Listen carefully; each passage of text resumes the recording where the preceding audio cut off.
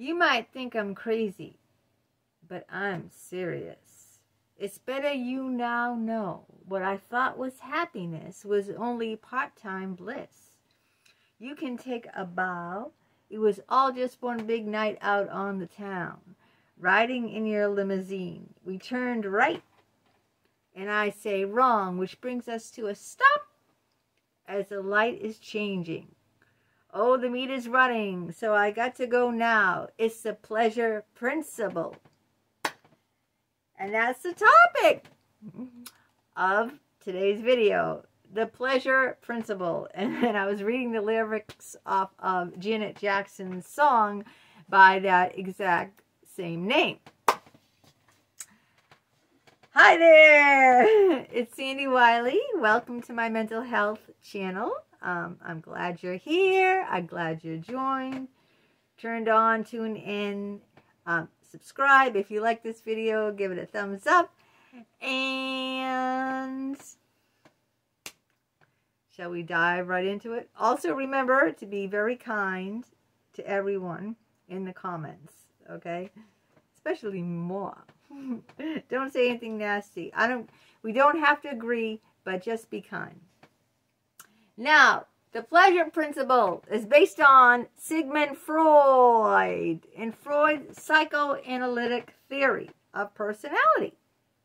The pleasure principle is the driving force of the id. Here, the id, the ego, and the superego.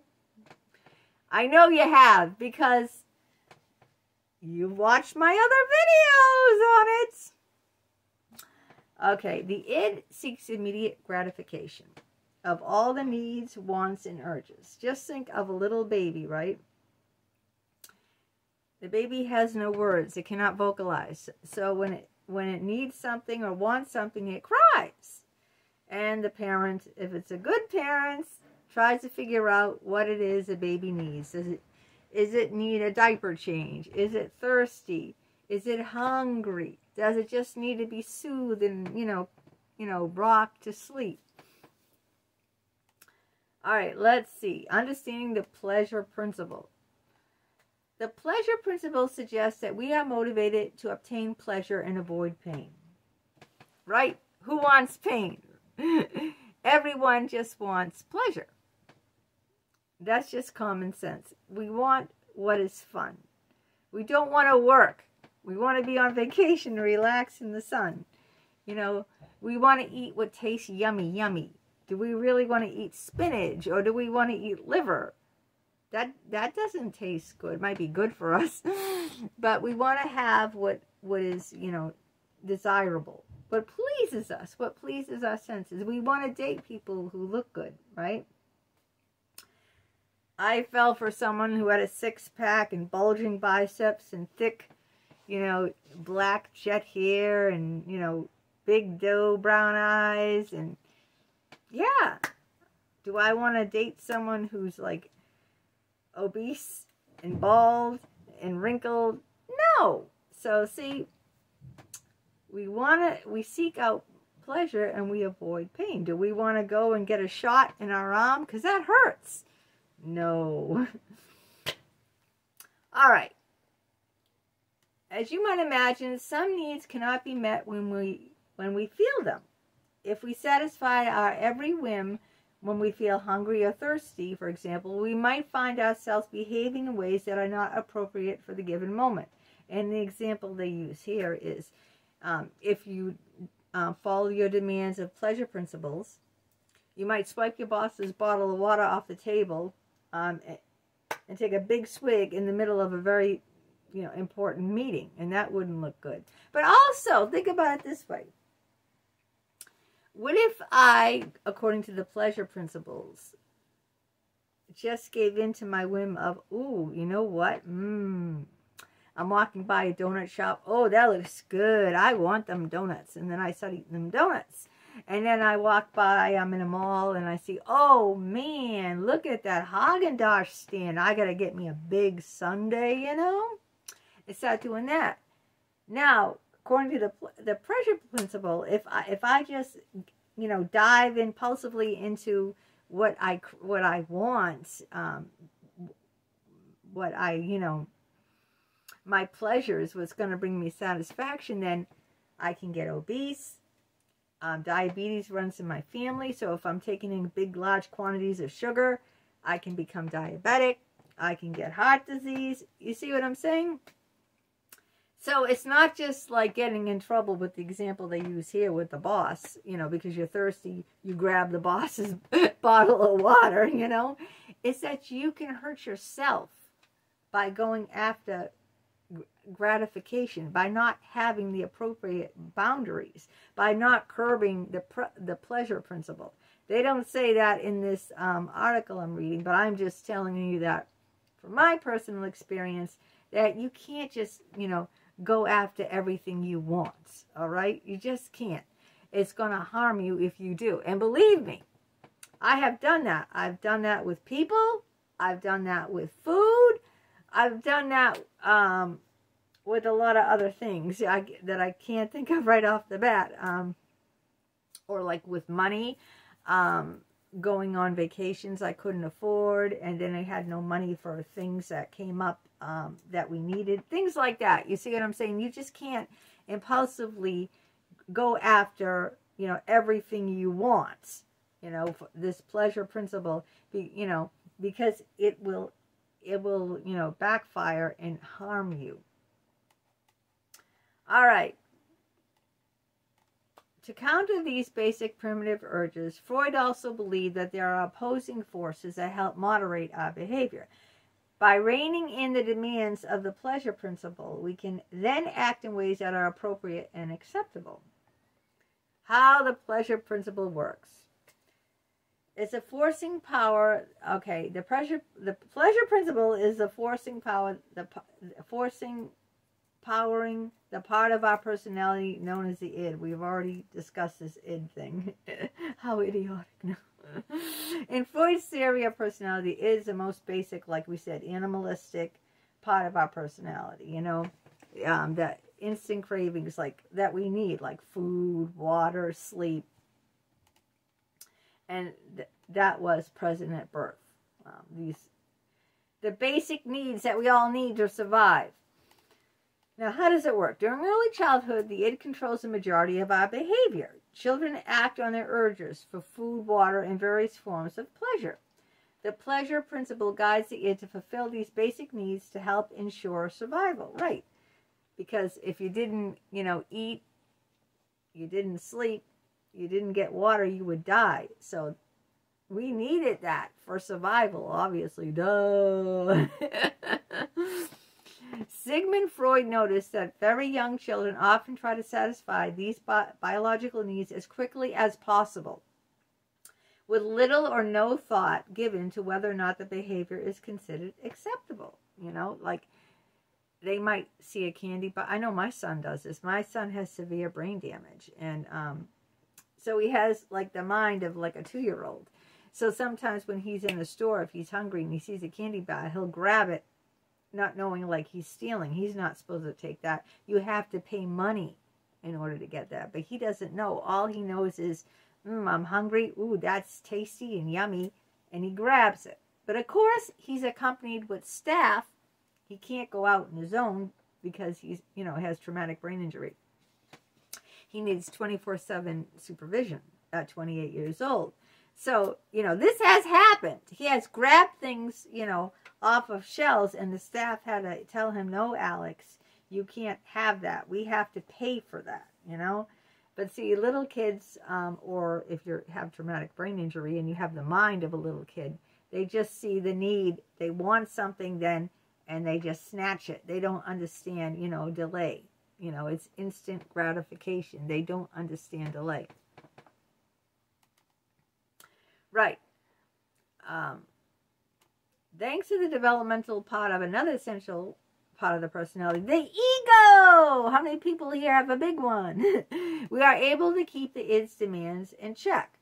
But unlike my son, who because of severe brain damage doesn't have that part developed, he can't. All right. Let's see. The ego, as children mature, the ego develops to help control the urges of the id. The ego is concerned with reality. It helps ensure that the id's needs are met, but in ways that are acceptable to the real world. And the example I was giving you that really happened with my son grabbing the candy bar. As the child matures, the child realizes, I need to pay for this candy bar. I can't snatch it. So I need to ask Mom, if, Mom, can I please have this candy bar? Can you buy it with your money for me? See, I can't just take it, that's stealing, and grab it off the shelf.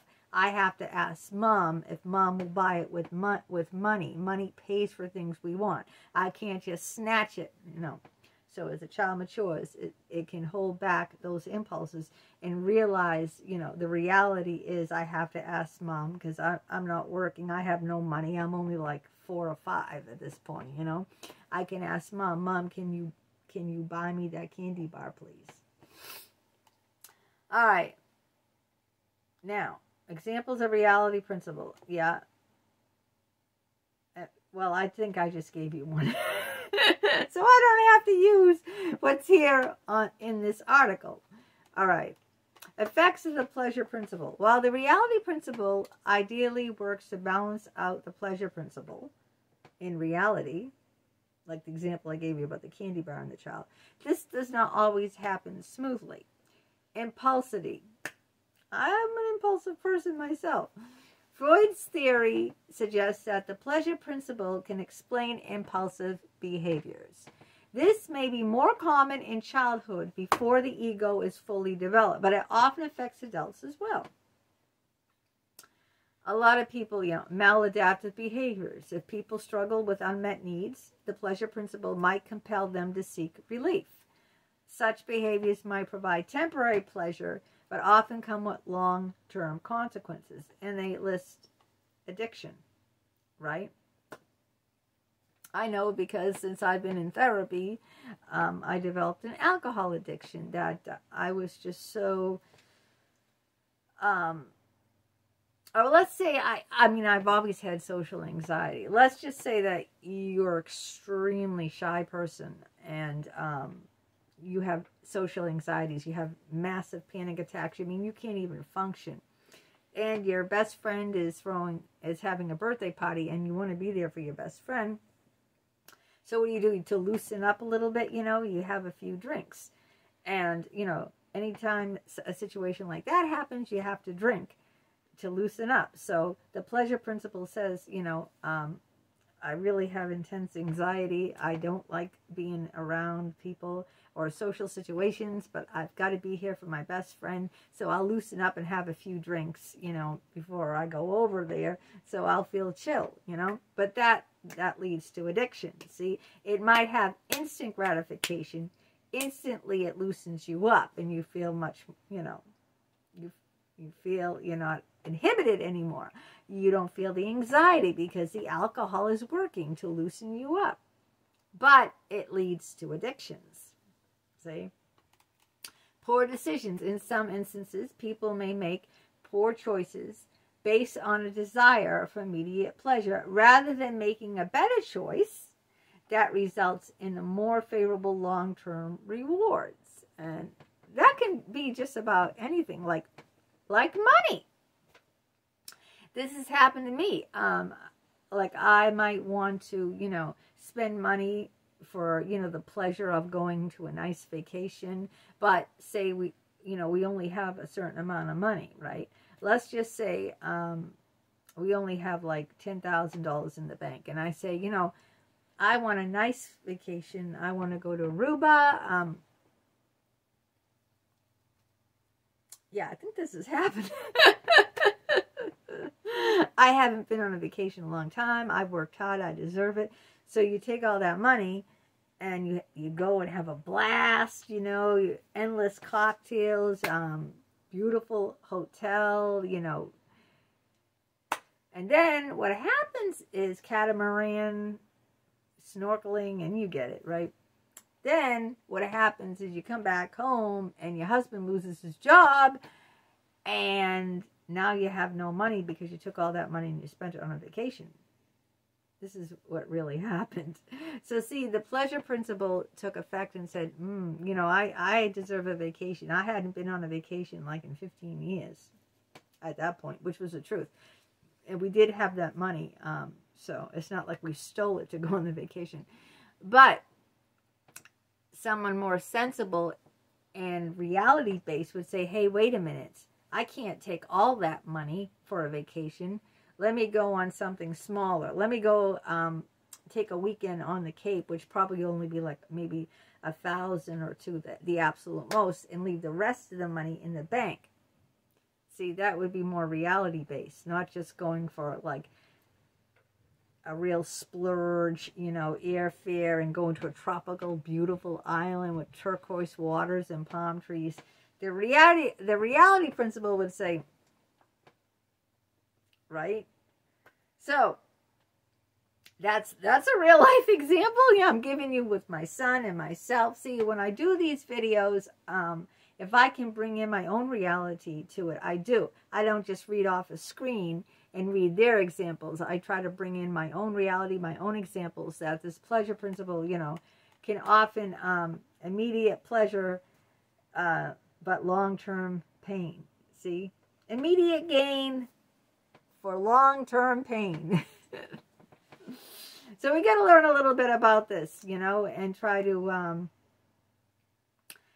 you know, let the ego, you know, taper our impulses into, you know, just going after snatching what we want, the immediate gratification, you know, and then the consequences, the long-term consequences of that. Another example would be if you saw this guy at the bar and he, oh my God, he's drop dead gorgeous, 6'5", thick hair, bulging biceps. I mean, whatever you go for. I don't know what type you go for. If you're a woman or whatever you go for, you know, whoever your ideal person or sexy thing is, and you don't even know this person, and like, oh man, you sleep with them because like, oh wow, I can't turn this down. I'm never going to get this again. This person, man. All right, so, and then you find out the person has a disease and you didn't use protection. You just were in the moment, in the heat of the moments, and then you get VD or AIDS, you know what I mean? And you can die from all that. You can die from, or hepatitis C. You get what I'm saying? So in the moment, you wanted that. Oh man, you know, like, ooh, I don't care about anything else. I just know my urges are, I want to jump them bones. That person is drop dead gorgeous. I want that.